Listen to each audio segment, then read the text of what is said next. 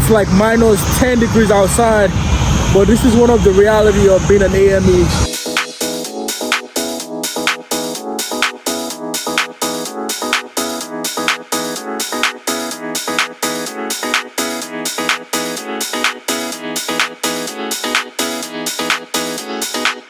What's going on, guys? So I just got a call right now. We have an aircraft that is AOG in a different city, so I have to catch a flight from my city to the other city, right? It's about an hour 45 minutes flight, but yeah, before my flight is around 14:20. Right now it's 8 a.m. so I'm going to go to the gym, take a shower, get ready, and go to the airport. And I'm going to share with you guys the whole experience, right? Because I told you guys one of the benefits of becoming an aircraft maintenance engineer or an aircraft mechanic is you get the ability to travel, because sometimes aircraft goes to different location and they have to get fixed because they break down there. This is one of the reasons why I'm traveling there. Actually, from what I heard, it's just a service check, but anyways, you never know. Once I get there, I'll figure out what's going on. All right, so I'm gonna go to the gym right now, take a shower, get ready, and I will show you guys the whole experience. All right, let's go.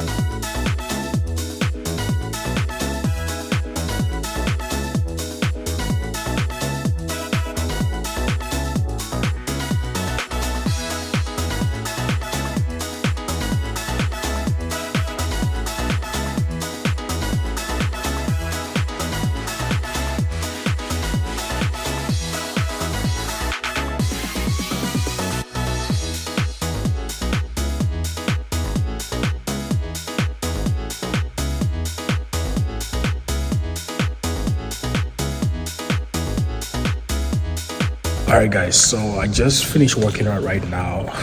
I was gonna go cook, to be honest, but right now I'm like, I am tired, man. And plus, nothing we talk about my check-in is like in the next 1 hour 30 minutes, so I don't really have that much time. So right now I'm just gonna go take a shower, get ready, go to the airport, and yeah, I'll show you guys all.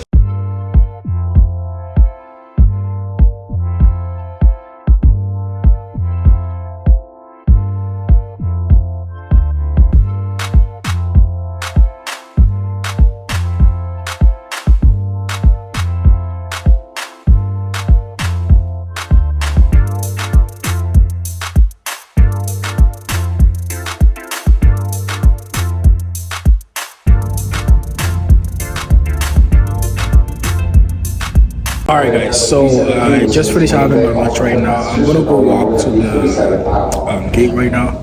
I still have like 30 to 45 more minutes.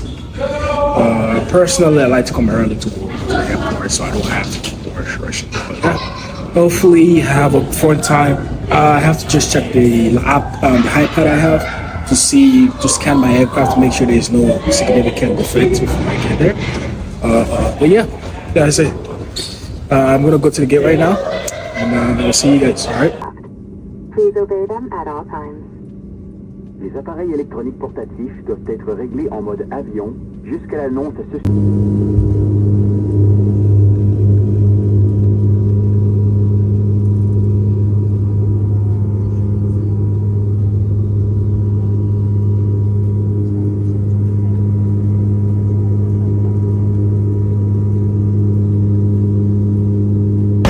Alright, guys, this is the aircraft I'm checking right now. I'm just doing my walk around, checking the tires, the brakes. You can physically check the brakes. You can also check it up in the cockpit. And also, just gonna do my quick walk around and make sure everything is okay.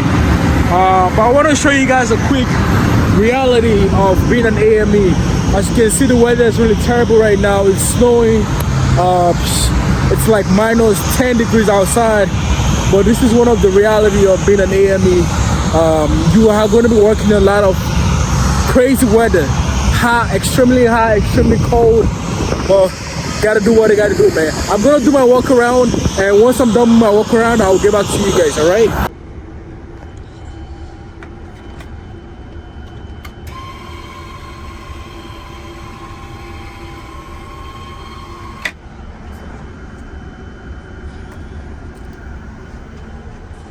All right, guys, so I just got to the aircraft right now. Luckily enough, the snag has been rectified. So basically, I'm just gonna be doing a quick service check for this aircraft. The avionics team already fixed the snag. But yeah, I'm gonna show you guys what I do check on the service check. So right now, this is what the 87 looks like, right? For the quick service check, the first thing I usually check obviously is your hydraulic system. This is your hydraulic quantity here. This is your hydraulic pressure, right? The next thing you're gonna be checking is the APU. I'm gonna show you guys how to check the APU for this, right? And the next one is the oxygen quantity, right? And also the liquid quantity, liquid coolant, right? For my status message, the reason why you're seeing a lot of this is because first of all, the RIS is not aligned yet, right? And also a lot of systems are not active yet, right? So now I'm gonna move to my maintenance. Next thing I usually check right now is my brakes. First of all, let me check my VFG, right? To check my VFG, you go to maintenance data page, right? Which is this maintenance data page. Then you go to ATA chapter 24, right? This is where you see a lot of for your electrical system, right? So what you're looking for is the VHF, right?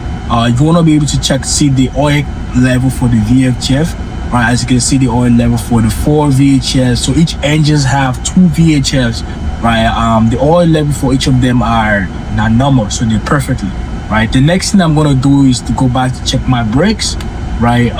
Next thing, just gotta go to the next page. Then my landing gears and brakes, right? For my landing gears and brakes, what you're looking for is the tire pressure, right? And also the brakes life. So for the tire, the first one you can see is the brake temperature. Obviously 0 degrees because it's really cold outside, right? For the tire pressure, you can see is the next bar right here. The tire number 1 is 224, number 2 is 222, 214, 217, and this might vary because of the temperature. Because it's really cold outside, actually the temperature is gonna drop a little bit, right? But we do have a graph according to the AML whereby you measure the tire pressure according to the temperature, right? But the most important is the brake life right here. So you have your brake life on the top section right here. So I can tell my brake number 1 is 84%, the number 2 is 64%, the number 3 is 52%, right? All the way down there, right? So once I check my brake level, I'm gonna show you guys how to do the APU level, to check the APU oil quantity, right? To do that, you just gotta go back to maintenance, control. Then I go to my I go to my maintenance. As you can see, I have a bunch of options here. This is where I can actually test the APU to see my APU quantity. As you can see right now, my APU quantity is totally 0 on this side. But once I put on the test, it's going to spool up the APU through some solenoid and some stuff, right? But yeah, I'm still learning the 87. I'm not perfect there, but anyways, I'm gonna do the test right there. As you can see, the APU quantity, the temperature, everything's gonna spool up a little bit, as you can see right now.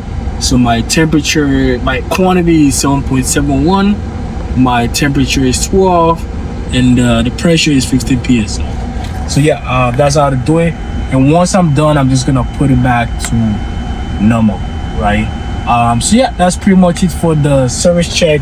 I'm gonna go do my walk around right now, make sure the aircraft is in the physical state position, and I'm gonna get back to work. And hopefully my next aircraft, hopefully it's an easy one, right? But yeah, that's it for the 87. Hopefully you guys enjoy this little clip right here.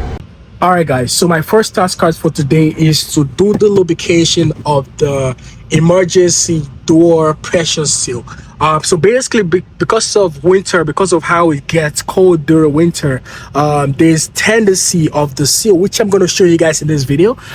There's tendency for the seal to get really hard, and that can prevent the door from opening easily, and that can prevent the door from actually closing easily. So it's an emergency door, so you want the emergency door to be easy to open, right? Because of that, we have to do lubrication every service check, which I'm going to be showing you guys how to open the door without blowing the slide, and also how to deactivate the door. I'm going to show you guys the whole process.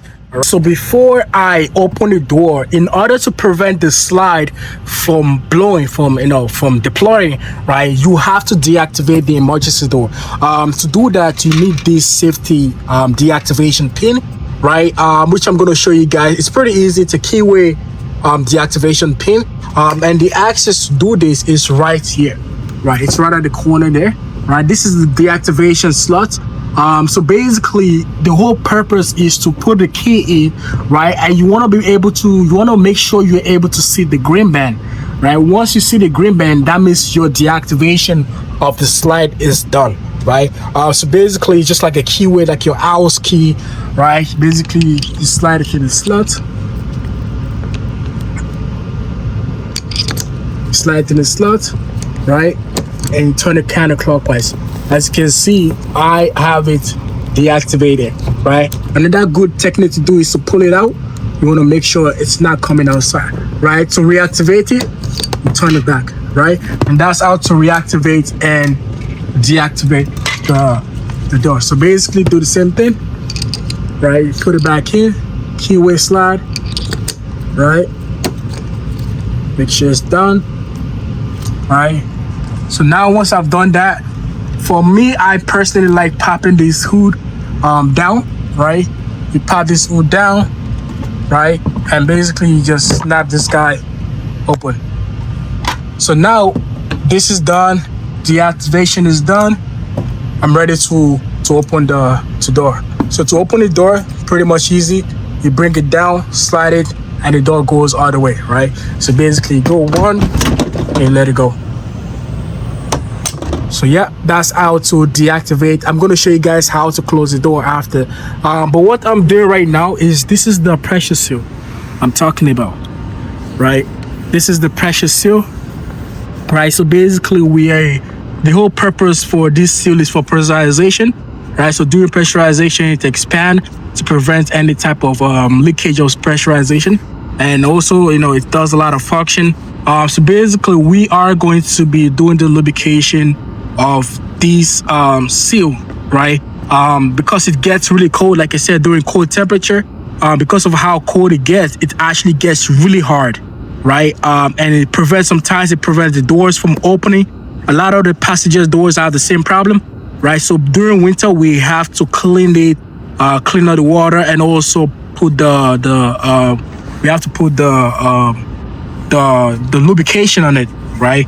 Which is pretty easy. There's nothing crazy about doing this job. But yeah, I'm gonna go do the lubrication, and once I'm done, I'm gonna show you guys how to close that door. All right, guys, so I'm currently at the hotel right now. Oh my goodness, yesterday I was so tired. As soon as I got to the hotel, I literally passed out because of how tired I was, right? But yeah, that was not a bad night yesterday. Good experience. I got to learn new stuff.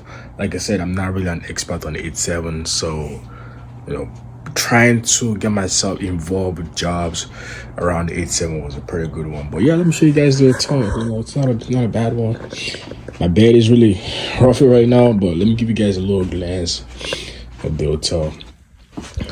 So basically you walk in, there's a walk hall right here, right? And the washroom's not too bad. You've got a bathtub. Yesterday I was trying to figure out how to take a shower with these motherfuckers right here. It was a little confusing. But yeah, the shower is now, towel is right there, sink. Pretty basic hotel, not too bad. Got your bed right here. I didn't even get a chance to literally check out what's going on outside. See, it's still terrible weather outside. But yeah, my flight is meant to leave around 2 p.m. ish. So what I'm gonna do right now is take a shower, grab some breakfast, and yeah, head back to Montreal. But hopefully you guys enjoyed this little vlog right here. I appreciate you guys for always tuning in. Just wanted to show you guys another side of being an AME or aircraft mechanic. For you guys that are new to my channel, my name is Peter. I am a licensed aircraft maintenance engineer, and I make videos regarding aircraft maintenance engineer on my channel. So if you like this type of videos, do not forget to check out those videos. All right, for you guys that are new to my channel, please don't forget to like, share, and subscribe. Love you guys.